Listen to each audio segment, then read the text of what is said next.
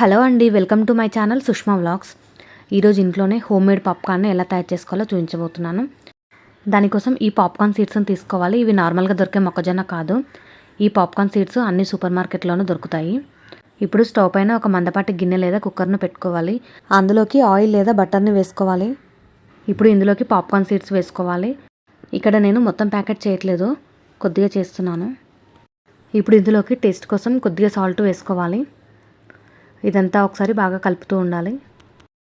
Popping start అయ్యే వరకు ఇలా కలుపుతూ ఉండాలి. దానివల్ల ఉప్పు అడుగునే ఉండిపోకుండా ఈ పాప్కార్న్స్కి సరిగా పడుతుంది.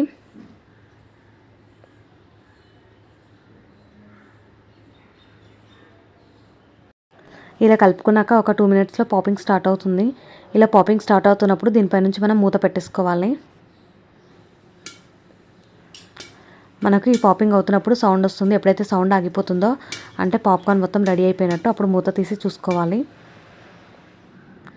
చూడండి, ఇక్కడ సౌండ్ ఆగిపోయిన తర్వాత నేను మూత తీస్తున్నాను. పాప్కార్న్స్ అయితే చాలా పర్ఫెక్ట్గా పాప్ అయినాయి. ఈ పాప్కార్న్ని మనము ఈవినింగ్ స్నాక్గా కానీ పిల్లలకి స్నాక్స్లా కానీ పెట్టచ్చు. ఇవి తయారు చేసుకోవడానికి కూడా చాలా తక్కువ టైం పడుతుంది. కేవలం 2-3 నిమిషాల్లో తయారు చేసుకోవచ్చు.